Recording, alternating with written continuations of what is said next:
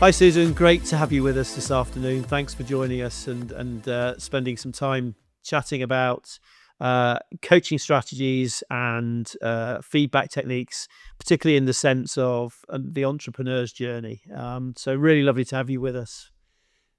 And what would be really great if you could just give us a bit of an overview of what you do, and how you got to that place, and kind of why you did it. Okay, brilliant. Yeah, great to see you, Ross. So I'm Susan McRoberts and I run the Curated Consultancy. And what I do now is partner with founders and leadership teams of scaling businesses. And it's really about helping them to build progressive people strategies. And that means helping them move beyond the basics of HR and into creating real clarity, connection, and culture, so that they can grow, purposefully, as well as with the pace that they need to. And this is, I started this about 6 years ago after a 19-year career with BT. So I really just saw this opportunity to work with organizations who recognize that this was something that could really add value. So it's not your insurance policy sort of HR where someone's done this or I've done this and this person's now sort of threatening to take me to an employment tribunal. This is the much more progressive stuff to avoid those sorts of scenarios coming up. Yeah. And that value, the value of people in an organization, and how that can affect the trajectory, can never say that word, trajectory of the company, is so fundamental. We've spoken on many occasions about people and the value of teams and performance, etc. So that's great. So in the context that we're going to talk about now, you ran a session in a few months ago for us, for the entrepreneurs and residents, for those that work with students and staff in the universities and colleges who support them in their entrepreneurial journey. We picked up a really important area, which is coaching, and coaching strategies, coaching approaches, and techniques of feeding back performance, to help the entrepreneurs and residents and similar roles in the work they do with students and staff. Why is this important? These coaching strategies and approaches? Why is it an important thing that we need to address? And I think it's really important for both the founders and entrepreneurs and their advisors for two different reasons. So for the founders, they might be technically brilliant or commercially really switched on, but they might not necessarily be prepared for the people side of things. Or it might be that they've got a brilliant product, but they're not commercially focused. So they're not necessarily going to be brilliant at everything. And when you're trying to create a business, then you've got those responsibilities. So you need to recognize what they need help with, what their gaps are, and coach them. So it's really about getting those fundamentals of coaching and feedback into the founders early on to really sort of unlock their trust, but also help them to recognize their gaps and either bridge them themselves or look at what they might need as they scale the business. yeah, so the gaps is bring in people who can support that. Yeah, Yeah. yeah. And I guess as entrepreneurs in residence, so those that the advisors to these people, it's also how effective we are in giving feedback, in coaching these individuals as well. Yeah. And Yeah. I think this is a really interesting area for the entrepreneurs in residence or any advisors to founders is so the founders will need that coaching because they're not necessarily going to be brilliant at everything and there are going to be some gaps. So they need that support and that help. But as entrepreneurs in residence, as people supporting those founders, there's a really interesting balance that they need to strike between helping people to get to decisions efficiently or getting to decisions effectively. And what I mean by that is it can be easy to think, well, I'm the advisor here. I should just go to the most efficient way of helping this person. I want to be, I'm the expert here. I'm here because of my previous experience. So I'm here, and I should be helpful and generous in my support. So we can fall into that sort of directive approach to things rather than coaching. So it's really important as advisors, we're really not falling into those traps of just giving advice or sharing what worked for you last year, 5 years ago, 10 years ago, or whenever that was. Um, and not like thinking about your previous experience as a lens, not the prescription, not the answer.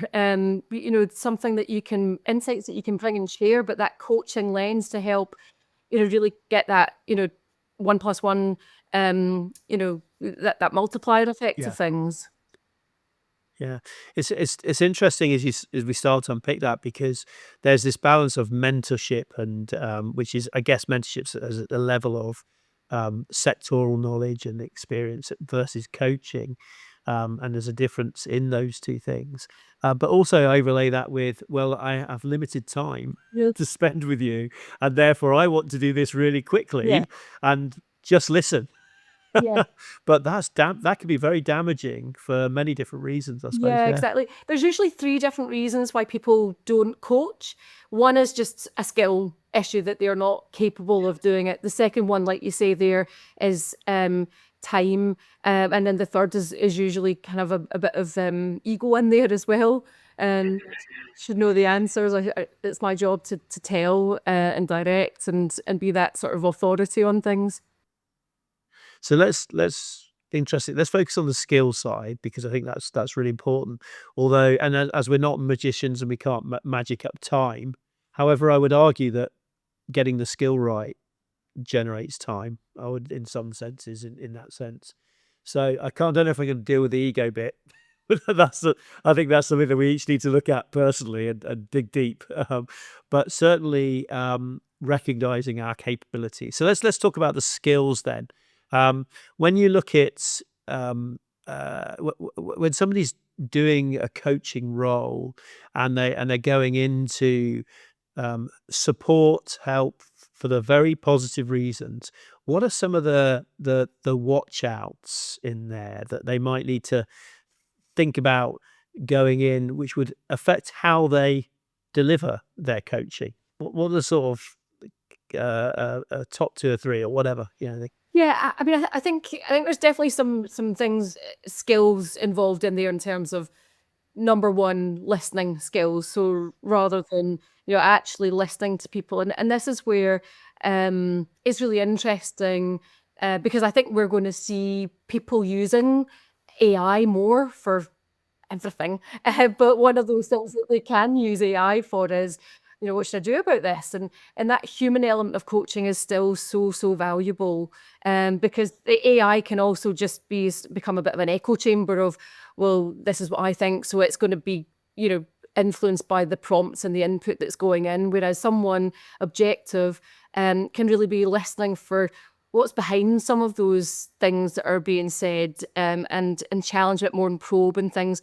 But it's really important to listen. So that those listening skills, that curiosity, creating that safe space where people are going to open up. So building the trust and the relationships, all of those sorts of good things are really important. But the thing I think is really important for people to understand about coaching is that it is a continuum.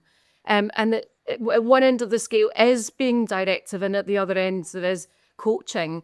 And it's not to say that sometimes being more directive is wrong. So I think sometimes we talk and we emphasize so much about how important coaching is. We can lose the perspective of, if someone literally does not know how to do something and you know how to do it, just tell them. It's not worth sometimes to say, well, how do you think you might do that? When it's like, I've got no clue. Someone just tell me, you know? So I think there's just that practical approach in recognizing that you are operating on a continuum and flexing that style and thinking, when is the right time? So, there will be things where the coachee is very skilled and experienced. So don't direct them in those instances. There will be times where it might be elements of their entrepreneurial journey where they're very inexperienced. So there you might want to be a bit more, you know, uh, directive and give a bit more there, but just being conscious of not defaulting automatically to, giving advice, and being much more, prescriptive in your approach. Well, sometimes we like things done the way that we think they should be done. So sometimes recognizing that, it's a control thing on our part. Yeah, so there's that kind of advised tick, done it, tick, that sort of thing. When we think about the engagement that we have with our mentees or our coachees, um, I guess there's something about we're coming from a certain angle. We all have certain biases, isn't there? This is something that really fascinates me because you often don't realize the bias you have. Talk to us about bias and the thinking around bias and how we might be aware of it. Yeah, I love this. I think, obviously we talk from a diversity, equity, inclusion, and belonging perspective about biases and prejudices and things. And we're much more conscious of our biases and stereotypes around race, gender, and all those sorts of things. But our cognitive biases can create just as many issues for us. And there's literally, I think there's like over 100, about 147, I'll guess, something like that, of cognitive biases. Now we have, and again, I'll guess the numbers, but it's like whatever, the average person might have 70,000 thoughts a day. And we literally have to make some shortcuts to just get by in the day. We have to make some assumptions along the way, but it's important to recognize our cognitive biases and when those shortcuts might be faulty or might create some wonky thinking, and us reinforcing perceptions and things like that. So just being really conscious of our own frame of reference. So I'll give you an example of this. When I started my consultancy business, I don't want to name too many people here, but I went along to a government advisory to support you setting up your own business. And they said, oh, this sounds like a really interesting proposal. Why don't you speak to our marketing person? And that marketing person said to me, oh, this is great, but it won't work. And I was like, oh, I was kind of hoping that it would. And he said, well, I tried to do the same thing from a marketing perspective as what you're trying to do from a people's perspective, and it didn't work. So if it didn't work for me, it won't work for you. So, but it's those sorts of things. And actually, I'm working with some businesses at the moment, and there's some tensions between new leadership team members and more long-standing members of those leadership teams who are sort of saying, well, we tried that before, or we did that before, it didn't work. And there's just sort of recognizing that some of those, and these are not specifically cognitive biases, these are more examples that I've experienced myself, but it's just this bit about frame of reference. And with these, with the long-standing leadership team members where they're saying, we tried that before and it didn't work. It's like, yeah, but at a different time, in a different way, maybe you had a really brilliant idea, but it was just too early for it and the time is now. So let's think about, well, why didn't it work at that point?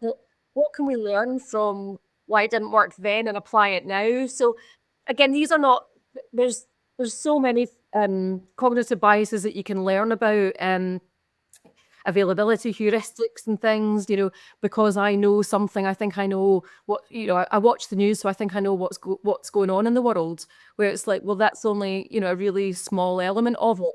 And when it comes to people, we think we know what's going on for them, with them, because we spend an hour with them, but you've got no idea what's going on for that person in their personal lives, or whatever it might be. So just being really conscious and taking the time to just ask insightful questions and not take anything at its sort of face value, really being curious about things, and all those open questions all the whys. and all those sorts of techniques. Yeah, and I think that I've loved your comment earlier about wonky thinking. I think that's it's that sense that our thinking can be all different shaped by different things, and again that opening up of what a bias is, etc. And we all make assumptions. We do make a lot of assumptions based on a lot of good, valid data, but actually opening up the questioning, asking a question rather than making a statement is I mean, I guess go back to your marketing versus the consultancy thing. It's like that could have been really helpful if it was put in a different way. However, not in the way it was put across, etc. So Yeah, exactly. Well, here are the challenges that I experienced at the time when I tried to do this for marketing. But let's explore how this could work now, and tell me about this. I just think that it's just that openness. It's just remaining open as much as possible, being curious, and using those questions to help people to think about things from a different perspective. yeah, and one of the things I realized from the session you ran was you need to practice sometimes these things. You need to actually, try and work with somebody to sort of understand what your impact is as an individual in what you say. So, because some of the words we use, we may think are very disarming, but actually not. I remember talking a few weeks ago to an academic. And when you talk about entrepreneurship, that can be quite a negative thing within the academic field. This is not about entrepreneurship or whatever. So I start using the word impact. That's great. We use the word impact because it's a really good word, a positive impact. And the academics say, no, no, no, no, don't use impact because that means something completely different to an academic than it means to. Yeah. So I was doing it because I thought that was the right thing. So anyway, so I guess language and, Yeah. and that is really important. So um, but I think, I mean, the whole concept of coaching that we're talking about is this real unlocking of potential, and I feel that is such a gift if we get it right and we think about it and it has the impact, then that seeing that potential unlocked in the individual is so rewarding and so positive, So I mean, you must in your sort of work with scaling businesses, you must have seen that either you helping them, but also them working with their teams. It must be that potential unlocking must be brilliant to see. So Yeah, it is. It's really rewarding. I've been running a leadership program for uh, an organization recently, and we did a reflection session the other day, and they were just talking about how they had been avoiding giving feedback because they thought it was really going to harm their relationship with the person. And they said, we kind of just demystified it and talked about, well, how could we make these conversations more natural? How could we make these conversations positive? How could we do these conversations with care, with all the right intentions, and get it right? And when this person was sort of reflecting on the fact that it wasn't as difficult as I thought it was going to be, and it never is it? And actually, I'm proud of myself for having it. And I really feel like it's strengthened the relationship and they respect me more for having had it. And to hear something like that, you're just like, brilliant, and because when we don't have conversations, that's when all resentment sort of builds up. So I think for me, it's, and I think there's, we want to create the relationships with founders where there is a relationship there is trust, that they know that we want them to be successful, that we've got their backs, so that when we say to them, have you thought about this, or when you did this, and so whether it's coaching them, whether it's giving them feedback, that they're ready to hear it from us because we've got that relationship with us. Because my experience of founders is that they are brilliant, but they have challenges in terms of, how do they switch off that entrepreneurial mindset to focus? Founders generally are brilliant at what they do, but the support that they're going to need is around, how to focus. So when you've got an entrepreneurial mindset, you're kind of constantly innovating.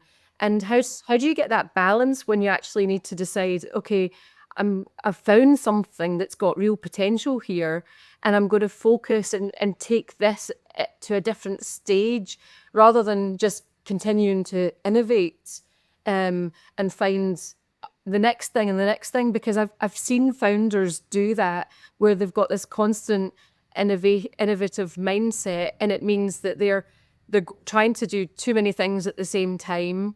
They've overcomplicated it. They've spread themselves too thin, and people are confused. They can't keep up anymore. So, helping entrepreneurs to really get that focus while not losing what made them. Yeah, the edge. Yeah.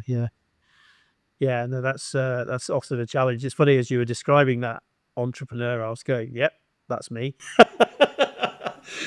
Always doing too many things, spreading too thinly, but hey, that's it. So maybe you can coach me out of that. We'll do that afterwards.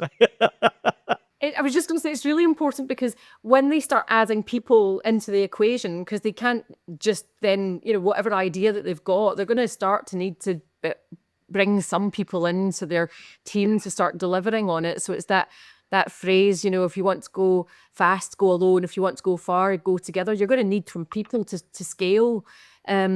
But you need to remember then that engagement is so important, that communication, because any change in direction can feel like whiplash for the people in your organization if you're kind of, pivoting so quickly or, veering in different directions. People are like, oh, I feel like I'm on a roller coaster. For people to be open to it and hear it from us, there needs to be a relationship there, and that's built up by getting this balance right between reinforcing feedback and redirecting feedback.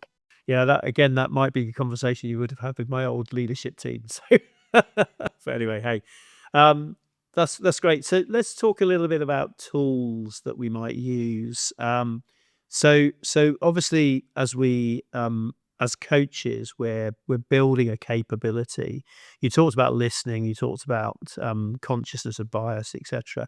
Are there any particular tools that you've used in the journeys that you've done with the founders that might be useful tools that an entrepreneur in residence or somebody who's working with founders might lean on? Is there anything in particular that you want to pick up on? Yeah, I mean, I suppose it's really just so much of it is about the coaching questions, and just thinking about the types of coaching questions that you ask, so that you're defaulting to asking those insightful questions rather than, giving advice. So really thinking about, there's techniques like the 5 whys where you keep asking I think that's where we compare ourselves to kids, how kids are great at keeping asking you but why? But why? And how annoying that can be sometimes. But, suddenly you're like, oh, well, actually, why is that? And suddenly you find yourself thinking at a level deeper than that. So that deep thinking is so important from coaching and helping to create that environment. So whether it's 5 whys, whether it's tools like the 6 thinking hats, let's think about this, just put a different hat on, so you're getting people to think from a different perspective. That can help more in group settings and things. Just as I say, just thinking about those sort of coaching questions. So rather than defaulting into that sort of, well, here's what I did, just asking what options have you thought about? Rather than sort of, kind of, well, I think you should, so noticing when you're sort of using those sorts of, that sort of language and noticing, I think so much of it is that self-awareness, of, oh, hold on a minute, I'm talking too much here. I'm giving too much advice. I'm talking too much from my own perspective. I'm not asking enough open questions, and then starting to go into those, whys or hows, anything that creates those open-ended questions and gets people thinking.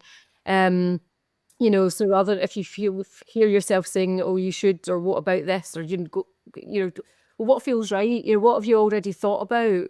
What else what have you not considered here? Just all of those sorts of questions. I think that's interesting because we talked about listening to the mentee, the coachee, but actually you're now talking about listening to yourself in terms of the sorts of questionings there. So there's a lot of listening going on in this coaching thing, isn't there? So which I think is really useful. I mean, we always talk about two ears and one mouth, which I think is always twice as much listening as that. I want to move on specifically to feedback because I think that's something that is quite a can be quite an acute tool that we use, and it can go dangerously wrong, badly or whatever. Um, so let's talk about different sorts of feedback and how we might deploy that feedback.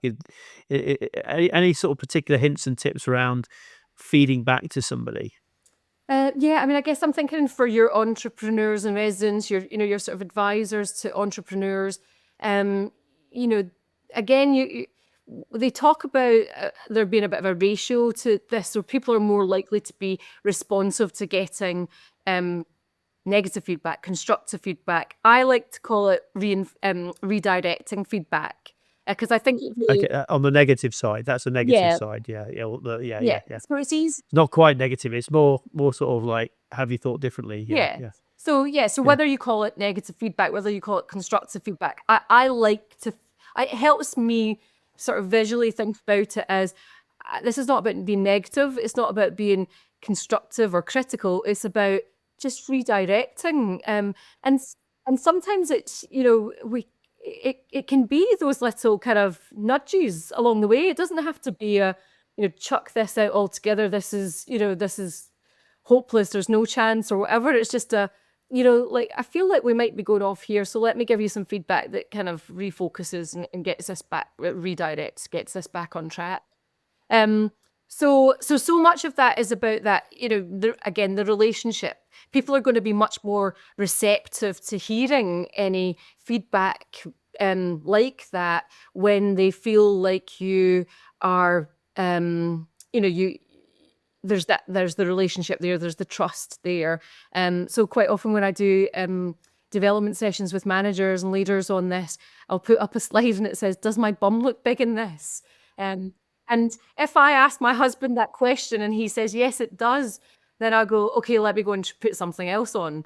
Whereas, someone you could ask that and I could be really offended by it, but I wouldn't be offended because I know that my husband would also tell me, "You look great in that, Susan," So you need to get this balance between, that reinforcing feedback so that you can give the redirecting feedback and people are going to listen to it because they know that you give them good feedback when you're doing the right things. You care about them. You want them to be successful. So much of it is relationship based for people to be receptive and open to hearing Yeah. it.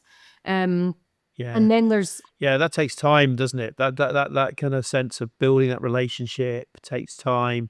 I mean, you said you got the redirecting and then you got the reinforcing feedback. So that's a balance between the two, and that's built over time, basically. So yeah, Yeah, and I yeah, think you need to look at how do you fast forward that? How do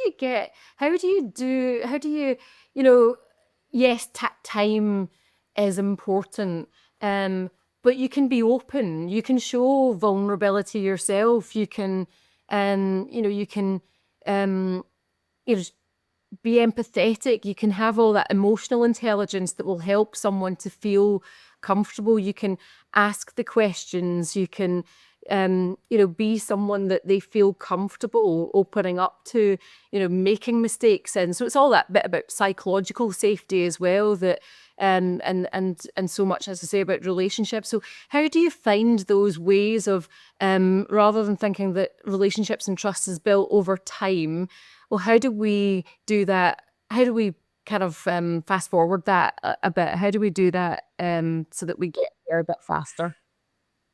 yeah. That's important because often we don't have time, and addressing feedback in the moment is often much more impactful and and needed, really. So it's, I mean, feedback, I think, is, we talk about the X sandwich, great, rubbish, great sort of thing. But I think I'm really interested in that honesty, and we talked. I remember we talked about radical Mm. candor quite a lot, which I think is a. I mean, we know it's a book, and it's Kim Scott's book, which I've read it. I really enjoyed reading it. Um, from a radical candor point of view, because there's an honesty in there. What's your sort of thinking around the use of that radical candor and uh, misuse and use, if you like, of it? Yeah, I really like radical candor. It's a really popular framework for good reason, because it's one of those simple frameworks that we can kind of quickly bring to our minds, and I think just this. So we're in that top quadrant where we want to be. So on one axis it's about caring deeply, and on the other axis it's about being direct. But without the care, you become obnoxious and aggressive. Without the directness, you are either falling into the manipulative insincerity or the uh, Ruinous empathy. Ruinous empathy. Yeah, that's right. Yeah, I can see both of those. That kind of manipulative insincerity. I can't even say it. And ruinous empathy. I think those are, those are really. You can see it when you can realize it when you do it, but by the time you've done it, you're there. You can't be there. and So I think yeah. I know that the advisors to the entrepreneurs will where I've seen it being done really badly is where people don't give someone feedback about performance in a work situation. They don't give someone feedback about their performance, and then they exit them from a company. Whether they create a redundancy situation, whether they just catch them completely off guard because they've been completely unaware that they've not been performing, and it's really not fair. Um, so not giving someone feedback, when you actually really think about it, it's really cruel. If you have something that you could tell someone that would help them, and you withhold that information. So I think when we think about it in that way, it's like, yeah, that's really wrong not to give that feedback, because this could really help this person.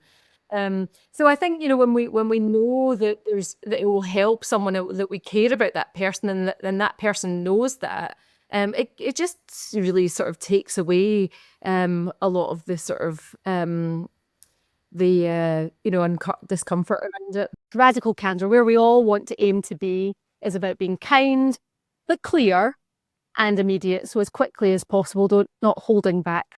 Yeah, it's an interesting one there because I remember talking to an incubator that particularly with students. They said, if a student walks into our enterprise support team or whatever with an idea for an enterprise and a product or whatever, and even if we've heard it 10 times that day and we know that it's not going to work, we still say, great, let's talk. Yeah. So I think there's that sense of engagement and encouragement, but quickly. And again, it will depend on the questions and the feedback and how it's given. Because actually, at that point, you're trying to encourage people to continue to engage in their entrepreneurial thinking or mindset without necessarily or allowing them to discover themselves that maybe that idea is not the greatest idea, or the problem is perceived wrongly or differently. However, let's try this on something else, that sort of thing. So I think there's this lovely balance in this space. You're trying to encourage innovation and thinking like that, but also and allow people to discover themselves that maybe it's not the right thing. So interesting balance. Yeah. Yeah. Feedback is great, but if you do nothing with it, pretty useless, isn't it, really? So that kind of actionable feedback piece, I think, is really important because there's something about timeliness, there's something about actionable. Is there any thoughts around that you want to sort of add to? Yeah, I mean, the simple feedback framework that I tend to default to often is aid. What's the action? What's the impact? And what do you need the person to do next? Um, so so if the person is coming with an idea and you feel like they're not listening, they've not applied something, they've not gone and done the research, so, you can sort of give that feedback about, well, we said you were going to go and do this, that, or the other, and you haven't done it. That means that we've not really qualified this. So, really, it's important that you do that and take that seriously, or whatever it is. You've got that sort of framework. And what's really important is giving the feedback when something isn't being actioned as well. So, um, I, I have got sort of friends that you think, I can't have this conversation with you again. So you're telling me about a problem, and we've talked about it, we've explored it, and we've suggested some options, and you've not taken any action on it.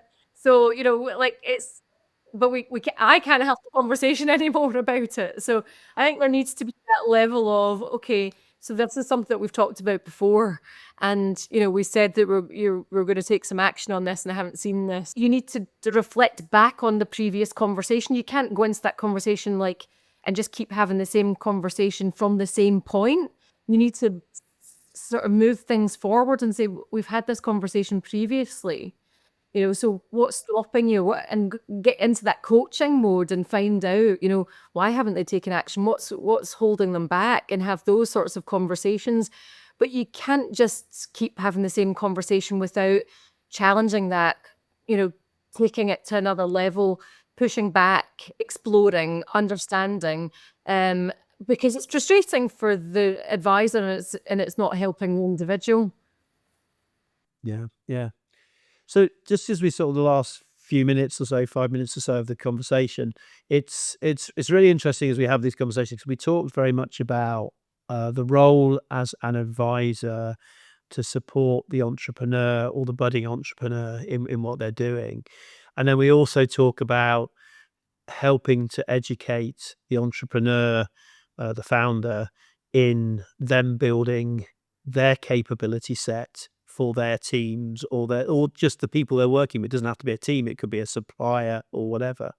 So I think there's some really important learnings and approaches that we've discussed, and we indeed went through in a little bit more detail a short while ago. Are there resources that you lean on or go to in that, or is it a case of we talked about things like radical candor and that, but do you have a go to sort of websites or anything like that, or is there anything uh, you'd advise people to do if they want to go and find out more? Um, yeah, I'm not necessarily any one place, but just constantly. I think it's important for uh, people to continually be reading, learning, reflecting, and developing their own emotional intelligence, their own self-awareness. Where are my gaps? What are the things that I need to focus on? Um, and so there's not really any one place that I would necessarily say, oh, definitely go and read this, that, or the other, because it will depend on that person's start point and what their development needs are. But the one thing that I come back to so often when I'm talking to individuals, and this was something that really, and again, so many of the sort of frameworks and conversations that I have with people, I like to keep things very light touch, and things that you can easily recall and reference in the moment and be able to just bring to mind. And the one that really stood out for me is this above the line and below the line behaviors. And what for me is brilliant about this is, so above the line is, what's my role in this? What have I done or not done? What's my accountability, my responsibility? Whereas below the line is where we go, well, they've not done this, they that. So that's where we go into blame. So every time when we stay above the line, if we all can say, well, what's my role in this? Because we all have a part to play in it. So as an entrepreneur, well, oh, my advisor didn't help me, or my advisor gave me wrong advice, or what did I not listen to, or what did I not action, or what have I not thought of for the advisor, why is this person not listening? Why are they not hearing what I'm saying? What do I need to do more of? So if everybody just thinks about, well, what's my role in this, rather than thinking it's them, because we can't always fix the other person, but we can think about, well, what can I do that would help that person or get a different outcome in this situation? And inevitably there are things that we can always do better. But when we go below the line, then we're not looking for those. We're just defaulting to, well, everything I'm doing here is perfect. It's all them. They need to change. So I think that for me, it is something that just helps me be much more positive generally about, and I think it's quite empowering as well, in thinking about, okay, well, I could just go, well, there's nothing I can do here because it's all them and their fault, but that takes away all my agency, but whereas, The power and agency, exactly. Yeah, well, yeah, if I yeah, say, yeah. well, what's my role in this? What can I do differently? How can I change this? What have I not got right here? Then that for me is where you've got that opportunity to change something and do something different. Curse of knowledge. So as an advisor, especially if you're off at that 10 area, you might assume that others have the same level of expertise. And then that might make it hard for you to explain concepts simply or see things from their perspective. So something for us to be conscious of, that this is how our minds are working, and how that might align with our mentees and their experience to get they can relate. I think that's really brilliant. As just as you were talking and your way through that, that really opened my mind to, a wrap around on all the things we've been speaking about over the course of the last few minutes and the session earlier. Because you could take that lens across everything. What is it that I'm doing, which is in my control to change, is a much more productive, proactive, as you say, positive approach. And I think do you know what? That's a great place to finish. I think that's a really, really good place to finish. So thank you so much for your time. If people want to get hold of you, what's the best way of getting hold of you? I'm on LinkedIn, so yeah, just connect with me on LinkedIn, and yeah, just feel free to drop me a message on things. Again, in my own entrepreneurial journey that I started 6 years ago, one of the things that I learned was, just make connections with people. You just, you just never know how you might help someone, and what you'll learn from someone else, or where that conversations lead to. So I'm always open to just having conversations with people, because you have to be curious, and it's always just it's just really interesting. So I'm always happy to hear from people, what people are up to, what challenges that they've got, and happy to help, because I'll learn loads from it as well. So yeah, so if anyone wants to catch me on LinkedIn and drop me a note, yeah, very happy to chat. That's great. And actually, the word of the day is curiosity. I was running a session earlier where I was talking about careers and networking and having curious conversations with people. Go and be curious with other people and make those connections. And then curiosity here, I know you're a curious person, and you look at in the best possible way.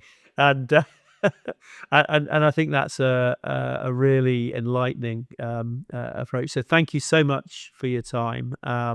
And I know we'll have further conversations around this. You've certainly inspired me around coaching. One of the things I'm thinking about is coaching. How do I get better at it? And I'll be picking the phone up, and we'll be having those conversations. So, or having a coffee anyway. So, lovely to see you again. Thank you so much for your time, and speak to you soon. Thanks. Thank you for taking the time to listen today. If you've been inspired by what you've heard, please head over to LinkedIn and search for The Connected Network. That's connected with a hyphen, and join our community of like-minded people. You can also access our resource centre and discussion threads under the Connected Group platform on the Community Lab. The Connected Network podcast has been made possible through funding and support from the Scottish Funding Council, the Challenges Group and Podplistic.